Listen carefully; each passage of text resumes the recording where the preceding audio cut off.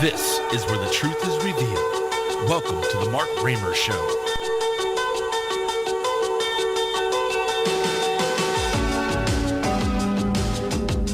All right, hour two of the Mark Ramer Show. Glad you could be with us today on this rainy Saturday afternoon. 823-0965 is our number, 501-823-0965. Very excited about our next guest. I met him last week, did not have the opportunity to interview him, so that's why we wanted to have him on this week. He is the author of the new book, Good Gun, Bad Guy. Dan Wos, how are you? Mark, how are you? Thanks for having me on your show. You are welcome. I am very excited to have you on. I know. But let's just quickly go into the book. You're an entrepreneur. You've also had a musical band, which we're going to get to a little bit later in the show. But I really appreciate you sending us a couple of copies of the book. We're going to be able to give one out next weekend to one lucky listener, and it is autographed by Dan Wos. So be listening for that next Saturday. But Dan, the first question that I want to ask you is, what inspired you to write this book, and can you tell us a little bit about what's in it? Yeah, well, I guess what really inspired me was I got pretty tired of watching anti-gun media and politicians, use every strategy they could come up with to demonize guns and gun owners, and only to push a corrupt agenda. And it was very clear to me that, the gun's not the problem. It's the bad guy. And why aren't we talking about the bad guy? So that's basically what it was. Because when we start talking about gun restrictions, we all know logically that gun restrictions do nothing to solve the problem of human violence, which is the real problem. And they only empower the bad guys and make good people vulnerable. So this stuff was really clear to me, and I started by writing I just wrote a blog. It was actually about a personal story about a situation that my wife and I found ourselves in. Luckily, we got out unharmed. But in that moment, I realized, I don't know if this bad guy has a gun, a knife, or whatever. And I realized in that moment that, hey, it's time for me to make sure that I can protect myself and my family, and that's my responsibility. And so in that moment, I had a moment of clarity, and I said, you know what, I'm getting a gun. And I tell the whole story in my book. But I had come from, and I'll just give you a little brief history on me. I came from a pro-gun family. So I shot guns with my dad. We went target shooting and hunting. And but there was a time after my dad died that I went anti-gun. I got caught up in the rhetoric and the propaganda and all the nonsense, and I got caught up in it. So it wasn't really until reality hit me, and I had that moment of clarity that I came back to a healthy pro-gun stance based in logic and not emotion. Dan, you can be one of the toughest human beings on earth, but even a tough guy staring down the barrel of a gun, that makes you essentially basically a 5-foot person. I mean, there's nothing you can do. And my listeners will tell you, I bring up these stories every time that I can find them, searching the net, where armed citizens, they stop robberies. We just had it happen in Florida at a seafood restaurant. Some guy came in wielding a pistol, and one of the employees stepped out appeared from somewhere, put a gun to him, and of course the guy, no shots were fired, nobody got hurt, but the criminal left as fast as they could because they knew someone else was armed. I mean, we have evidence of this. Take the city of Chicago, for example. When Rahm Emanuel first got elected mayor, he took all the guns. You were not allowed to own a gun even in your own house. Well, the criminals took over that city in literally days. They were doing home invasions that haven't happened in 20 years. They knew the citizenry was unarmed, so home invasions were going up by thousands and thousands percent every year. And Chicago has turned into a killing field. Now they're allowing their citizens to have guns, but the propaganda that surrounds this issue is staggering, because I'm afraid our young people, and my guess is that's maybe when you got turned off on guns, was when you were young and you'd heard all the indoctrination and everything. Guns keep us safe, do they not? Oh, absolutely. As a matter of fact, guns prevent crime 60 to 80 times more than they're used to cause crime.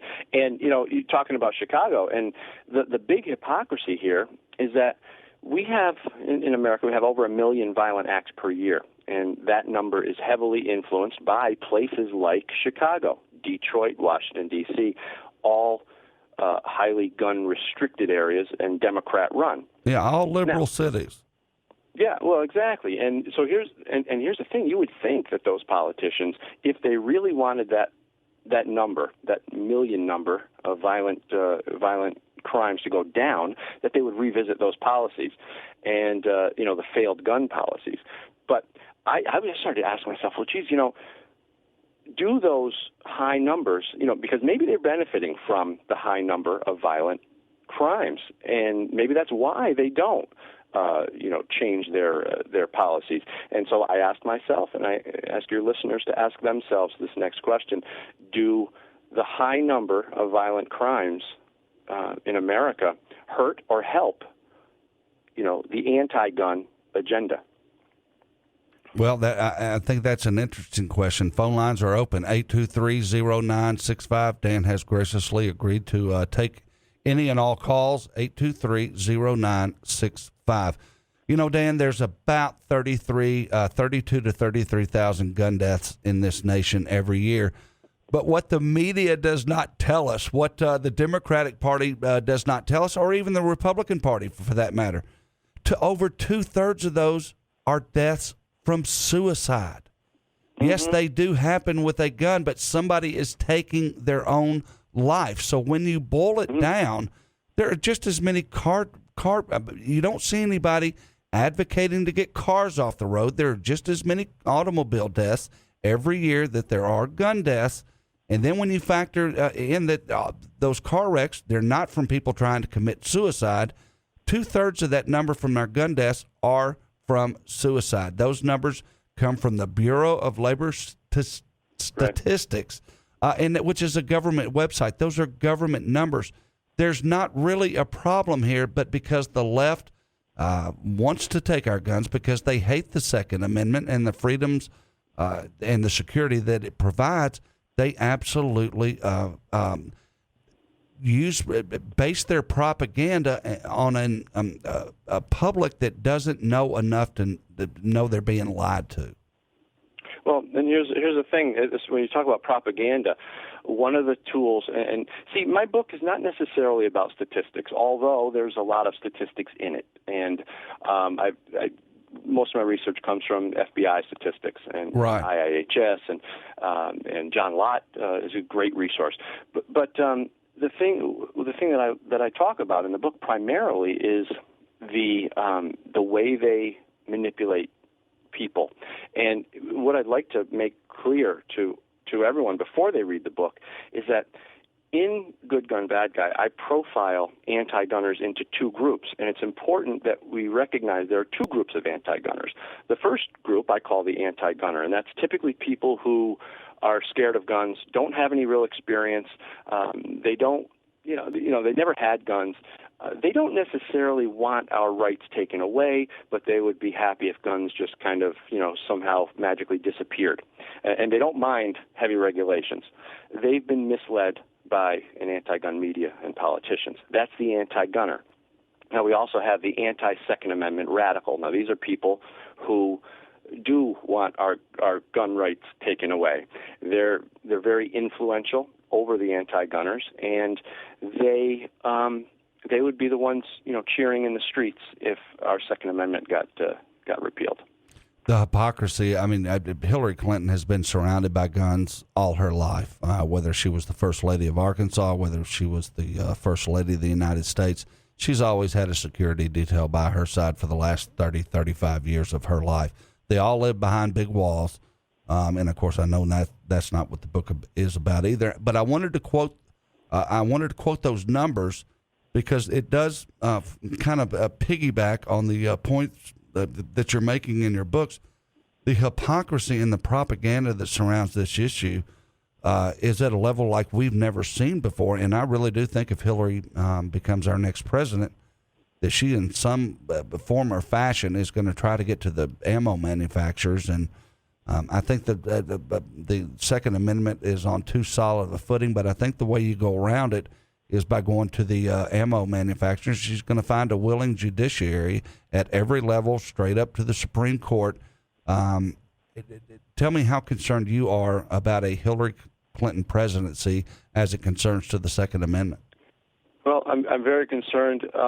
That's why we're talking here today, and that's why, people across this country are talking. And this is not a topic that's gonna we're not going to be quiet on this. So I tend to be, I have faith in American people, and I have faith that we will come back to a place where we can uphold our Constitution, our Bill of Rights. So I think it's important that we all keep that faith. We got to fight hard, and but we have to keep some sense about us and faith, and we have to understand how these people think, because this is the big problem. We're fighting and arguing with them over statistics. We're talking about how many rounds we can have in our magazines. We're talking about gun-free zones. We're talking about laws and statistics and restrictions and all this stuff, because that's what they want us to be talking about. They don't want us focused on what's really going on. And what's really going on is human violence. You see, if we talked about human violence, we'd have to talk about inner city crime. We'd have to talk about open borders. We'd have to talk about gun-free zones. These are all things that would shine a spotlight on failed liberal policies. Exactly. And they can't have that. So they're always putting the focus, trying to refocus everyone on the gun, and by making the gun the bad thing. So. And keep them moving around. Never let them get focused in on one thing. They either they start with the assault rifle stuff, or then they go to the Sandy Hook stuff. These gun-free zones are. And it just goes to show you that the left has no idea. A lot of these people are incompetent. We've seen the incompetence out of Hillary Clinton. But Dan, why would you tell potential criminals out there that this school is a gun-free zone, that this college campus is a gun-free zone? It's like they can't advertise it anymore. And everybody and their brother knows that if you want to do some harm to people, go to a gun-free zone, because there is nobody waiting there to defend themselves. Well, here's why. You would think, after watching defenseless people being slaughtered in gun-free zones, you would think that anti-gunners would start to maybe come to their senses a little bit and say, wait a minute, this isn't working. But they don't. So you have to ask yourself, how is it that they're so committed to the fight when the data doesn't support their argument? And it's because they need to win. They need to win. They can't be wrong. You see, they've been defending these policies for decades. And what would it say about them if they were to admit, that they're wrong? I believe this is it's like a choice for them between doing the right thing or just being right. And to anti-gunners, I don't think it's about necessarily what it would mean about the anti-gun agenda if it were to fall apart.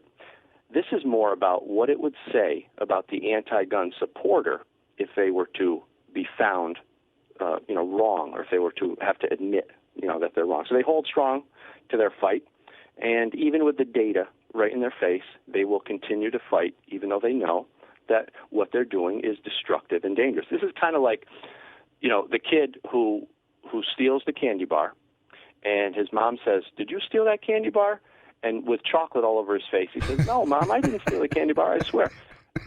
They have the data, they know what's going on, but they can't lose.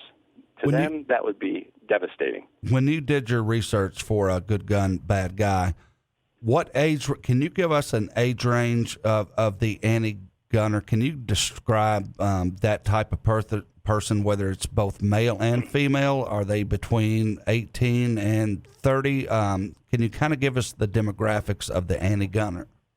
I don't know that there's a demographic in age. I think this is more of a political stance. Okay. I think this is a more political position. So, but what we are seeing is a lot of millennials, but then there's old people too. So no, I can't really answer that question. I'm not really sure. I can tell you, like when I'm talking to someone, the topic of guns comes up. I don't know how that happens, but I was talking to an anti-gunner. She was probably in her mid-30s to 40.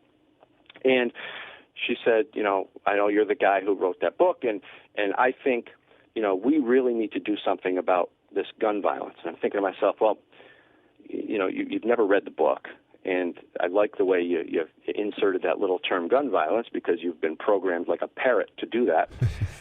But I said, yeah, you're right. And we us pro-gunners, are doing our very best. We are coming out in huge numbers to get our concealed carry, permits so we can protect ourselves, our families, and you.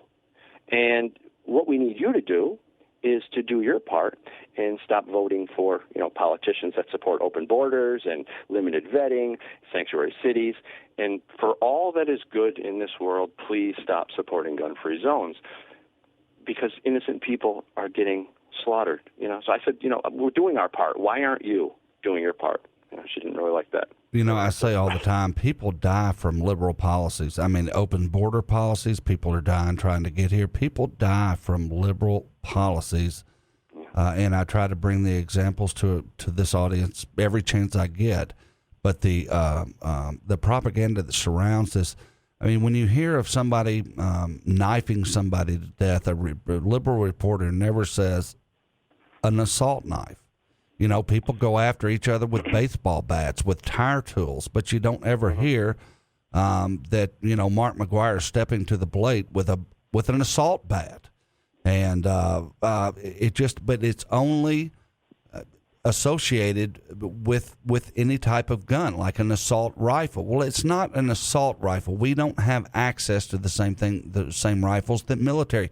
It's a single, you pull the trigger one time, you get a single shot. It's not a rapid shot, a piece of equipment. But yet, if you listen, and this goes back to what you just said about these kids, they just keep hearing this and hearing this and hearing this, that eventually they're going to think it's true. Kind of like what Joseph Goebbels did and what Saul Alinsky is all about. If you repeat a lie enough and strong enough, people are going to accept it eventually. Well, the good news is that people are starting to realize that, and that's the stuff I talk about in the book. Terminology is a big piece of my book. And, like we talk about the term gun violence, and I ask, why do you think they put those two words together? Gun violence. Why do you think they do that? And why do you think they put that into every conversation they can? It's because it makes you think that the gun is violent. And the more they say it, the more it gets ingrained in people's minds. Another one is assault weapon. You just said that, Mark. Assault weapon. I mean, that term wasn't used until the 90s, until anti-gun politicians started using it and put it in the conversation. Mm-hmm. And you'll hear that all the time. And a new one is weapons of war. This is a new one that Obama and Hillary have been using. This is all propaganda, marketing. Just like I use the example. If I said just do it, you think of Nike. If I said I'm loving it, you think of McDonald's. I mean, these things have been ingrained in our brains, and it works the same way. It sure does. With anti-gun, propaganda. All right, we are speaking to Dan Wos. He is the author of the new book, Good Gun, Bad Guy, excellent read. I've only been able to read pieces and parts of it from the media copy that he sent me online, but it is an outstanding read so far. It deals exactly with what he said, the terminology, and what really is being perpetrated on our society is nothing but propaganda, lies. And we need strong voices like yours, Dan. Let's take a break. Phone lines are open. 823-0965 is the number. Dan is going to be here for the whole hour. He is willing to answer your Second Amendment questions. 823-0965. 24 past the hour. This is the Mark Ramer Show. And we are back. You are listening to the Dan Wos Project. He is not only an author, but he is an outstanding musician. I found the music on YouTube. Dan also sent me a couple of CDs that will be arriving when the book gets here. But Dan, not only is the book outstanding, but your musical talent is unbelievable as well. Well, thanks, Mark. I appreciate that. That's that's something that's been part of my life since I was 9 years old. Guitar is like a third arm. But yes, I appreciate the nice words there. Thank you. It was great to lead back in with that song. Is called "Burnout." It's from the Dan Wos Project. Really good music. If you like listening to good rock and roll music, you will enjoy that, I believe. Let's talk. I'm interested in the data that you were able to compile on the Antigunners. You said that they were people that were scared of firearms. Is that because they didn't maybe have a parent that had firearms around the house? They didn't grow up, or they grew up in a liberal environment where they were brainwashed to hate guns? What is from the data that you collected, can we kind of close in on what makes these people, why do they have a fear of weapons?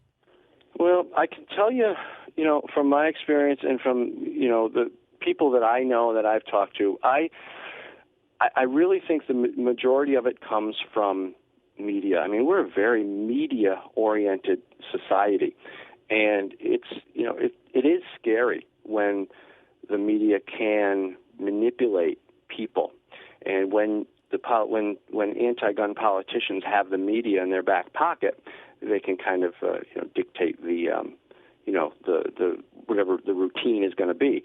And it's true because, like I said, I grew up with guns, and we never ever had an issue in my house.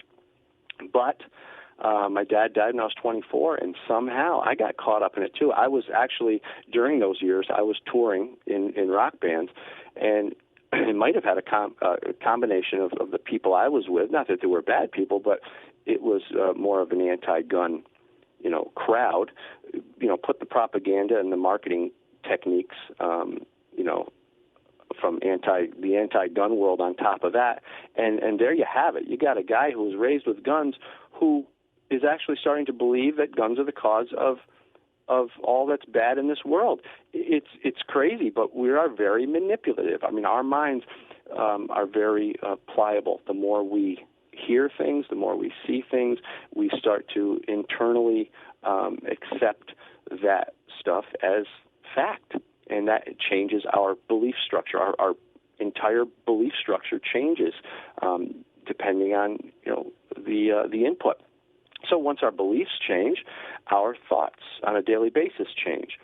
And once our thoughts change, then our actions, our daily actions change. So it's all very manipulative, and I think that's the biggest, to answer your question, I think that's the biggest culprit. One of the great things this book does is it exposes the tactics of the left surrounding the anti-gun issue. Dan, I do that all the time on this program. I tell people we don't have a problem with this, even though the Democrats tell you it's all propaganda. That's how they sell their political ideology, and that's what it is. But it kind of go into all the different aspects, all the different tactics that you had to deal with here. Because the left, they don't want you concentrating on any one thing. They keep trying to change the bar on you and keep moving the fence on you, so you don't ever figure out that, hey, they're lying to me about this deal. Mm-hmm. They want to keep you moving, and it goes back to the Joseph Goebbels days. It goes back to Saul Alinsky. These are just Saul Alinsky tactics that they are employing, and kind of tell us about the tactics that you exposed in Good Gun, Bad Guy. Well, I think once people read the book, they'll get a better understanding. I'm just to try to give you bullet points, but right. The two most important things are to understand terminology. Anytime the topic of guns come up, there will be, from the left, there will be little key nuggets in there that that are designed to influence people to think badly of guns. They want you to be scared of guns. They want you to be to believe that guns are dangerous and unpredictable. And like when I talk to people all the time, and part of doing this book was to talk to people from both sides of the conversation. And the one thing that comes up all the time consistently is fear and hate. Fear and hate, or fear and anger, are the most motivated, strongest human emotions. They motivate us more than anything. So as I talk to anti-gunners, some of them are people I know, and some of them are just, informants. They just don't know they're informants. They, the two common things, like I said, that come up are fear and hate, and they've been trained, anti-gunners have been trained like puppies, like puppies to fear guns. They've been told over and over guns are dangerous and unpredictable. They've also, and here's the interesting thing, they've been trained to hate gun owners. So now they believe that gun owners are, irresponsibly and intentionally putting them in danger. So if you take those two things, the fear of guns, which prevents them from going to the range and getting educated and getting the data, because once you get the data, and you start to learn, about something, you're not scared of it so much anymore. It's like watching a scary movie. Once you find out what happens, you're not scared anymore. So they're taught to fear the gun, so they don't go to the range and learn, and they're taught to hate the gun owner because that way they can stay angry and fight. So that's the leverage that the anti-gun radicals have over the anti-gunners, and the people are being manipulated. And they don't even know it. Exactly. They don't have a clue. Exactly. So, I just want to make sure that made sense. And the sad thing about it, Dan, is they aren't smart enough to realize that some people in this country still feed themselves by the gun, by the end of a rifle. If you look on the Discovery Channel, they have all those shows where they go out and they spend time with people that live in Alaska. Well, they have to go shoot their food. You have the same thing in Wisconsin. Some of the same stuff goes on in North Dakota, South Dakota, up in Wyoming. There are parts of this country where people still provide meat to their family by the use of a gun, and they're illiterate to all this. And it seems like they don't even have a history of how the American people used to be 150, 160 years ago. I think they just have always thought that, cows have always been around. This has always been, there was a day and age where you had to go provide for yourself. That means you had to take your gun, go to the woods and wait. And you know what? If you couldn't bag an animal, your family might not have been able to eat that day. And how big of a part do you think the educational system plays in this country? They have to aid and abet this to some extent, not telling our children when they have them in school, not only about the history of this nation, Dan, that people still to this day use a gun to provide food for themselves and their families. Right. And if you live in a bubble, it doesn't matter. You see, there are people in this country that will go their entire life and live in a bubble and be protected and never have to even consider what you just talked about.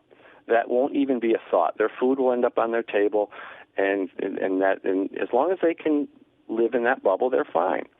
So you're right, but they just don't realize it, because in this day and age, we don't have to go out. Most of us don't have to go out and kill our dinner. But if you want, we deer hunt down here. I'm sure in New York you do the same thing. Lots of people that up here eat in upstate. Yeah. Exactly. People eat deer, and if they're not going to eat it, then they go give it to a taxidermy who sends it out to the needy people. Somebody is going to eat that deer. But it's just ignorance it's not an excuse if you ask me, and to deceive somebody and to make them ignorant on purpose, and especially when it's by a school system or by our national education system. It's just absolutely despicable. Let's go to the phone lines. We have Reggie from Hot Springs on line 2. Reggie, welcome to the show. Hey, Mark, turn loose of some of those shekels and buy you that book. Dan is sending me a couple of copies, but it is an outstanding book. The parts that I have read so far have been magnificent. Well, send me some money down here, and I'll get Jan to autograph it for you. But hey, you know what? Hey, Reggie? Dan? I just Jan, let me jump in and just to make this little announcement. People are going to like this. Jan Morgan and I signed a whole bunch of, limited number of books anyway, and they are at the Gun Cave in Hot Springs. Okay, great. Yeah, and so if you can hook up with the Gun Cave, you can get them while they last. Outstanding. And Jan Morgan also wrote the foreword on the book. We'll get to that after. We don't want to keep Reggie waiting. I know he has something prophetic that he wants to say. Well, Dan, I just wanted to say it's been raining here all day, so I started reading your book this morning, and I can't put it down. I highly recommend people buy this book. You've got some concepts in here that I've never thought about. Mark, listen to this. Fear is a human emotion that has been used against us since the beginning of time. Agree? Thank you. Yeah, yes, thank you, Reggie. I really appreciate that. I like the dialogue between Nelson No Guns and Pat Riot. Pat Riot. But let me tell you, that is true, because I've had the same feeling. I'm so old that I remember carrying a shotgun in a pickup truck in the back window, and I went hunting before school and after school, and something changed. And I remember it hasn't been that long ago when you could carry a gun during deer season. You'd walk into a convenience store, to get something to eat, and people didn't think a thing about it. And now you brought that idea that if somebody saw you with a gun, it was, I'm almost ashamed to say that I carry a gun. Reggie, there used to be gun racks in the back of every pickup truck in the 70s, and people had their gun back there. We never had a problem. And now it's shameful that if you have, but that's what the media has done, and this is what Dan is introducing. There's so many, I just can't put this book down, and I hope I get through before midnight reading it. Thank you, Reggie. Thanks. I appreciate that. Thanks, Reggie, and we really appreciate you listening. Thanks for the phone call. Danny's right. He's go to Amazon if you.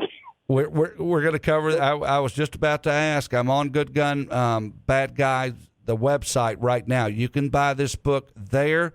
My guess is you can also get it at Amazon. But Dan, tell us all the outlets that are carrying your book and where people can find it.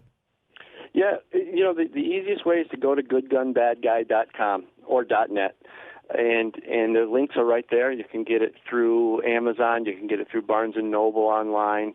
But typical outlets. Very good. Reggie, what else? Oh, that's it.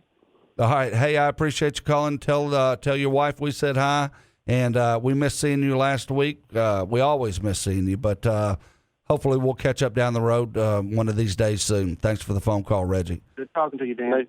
Nice talking to you, Reggie. Dan, you do something that, like Reggie said, you expose how the left preys on people's emotions. They do this the same, any time of discussion, and this has nothing to do with Dan's book. I'm just trying to make an illustration and draw a parallel to what Dan was speaking about. But they do this every time somebody mentions shutting the government down. Who do they start? They start with the seniors in our society. You're not going to get your Social Security check. You're not going to get your medications. You're not going to get all this stuff if the government shuts down. The truth be known, 83% of the government stays open during but they don't tell you that. The media doesn't tell you that. The Democrats don't tell you that, and it's a stretch to find a Republican nowadays that will tell you that. But I think you hit on the heart of the problem right here. Is how they just prey on people's emotions. kind of like a con man or kind of like a predator does. Speak to that before we take our next break, if you would, please. Yeah. Well, I agree, but I think we're going to change things. I think we're at a point now where we're going to change things, and fear. If we can just remember this, fear is the strongest emotion. I mean, anti-gun radicals and politicians are using it against their own people. They're using fear. They're using the leverage of fear against their own people. And the thing is, us pro-gunners, we don't really fall for it because we understand, we know what the truth is. This whole conversation is always about us against them, but it's really a problem that's going on over there.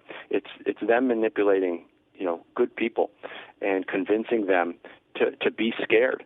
And once you're scared, then you can become angry. And then once you're angry, you fight. And they have a way of creating anti-gun warriors. That they do. Dan, I want to get to Jan Morgan. I know wrote the foreword for this outstanding book. I want to get to that and a couple of more issues after the break. 45 minutes past the hour, we are speaking to Dan Wos. This is the Mark Ramer Show. All right, we are back listening to the Dan Wos Project. We have Dan Wos on the phone with us. Author of the new book, Good Gun, Bad Guy, an outstanding read. You heard Reggie, one of our listeners, say it was an outstanding. It is. The parts that I've been able to read so far, I wasn't able to put down either. I just have a media copy, so I kind of had to read bits and pieces of it. But Good Gun, Bad Guy, Behind the Lies of the Anti-Gun Radical. Dan, I know Jan Morgan wrote the foreword for this book. I know she's one of your good friends, and you can buy the book at the Gun Cave down in Hot Springs. Tell us how you and Jan became friends. Well, I'd been following Jan, online on Facebook and things, and I said, man, it would be great to have her, part of this, because I think she would really, really dig it, and just maybe I could even get her to write the foreword. And so I emailed her a few times, and she was very busy, and she didn't get back to me. Finally, I said, you know what? I don't think she's going to. Either she's not interested, or I don't think she's going to be able to do it. So I emailed her one last time, and next thing I know, my Facebook is blowing up. She writes on there, she got the opportunity to write the foreword to this great book, and she couldn't put it down, and all this stuff, and she went on, and I couldn't believe it. I was like, wow, this is really great. So as it turns out, Jan and I have become friends. We talk all the time. I was just there at the Gun Cave, spent a week in Arkansas. And by the way, next time I come to Arkansas, I'm bringing my wetsuit. But well, it's not supposed to be like that. You're supposed to have to bring your SPF 30 or whatever. But we are in a rainy spell. Every once in a while in life, you're lucky enough to find an ally who I'm just really thankful that she came on board. She's just fantastic. So I can't say enough nice things about Jan Morgan.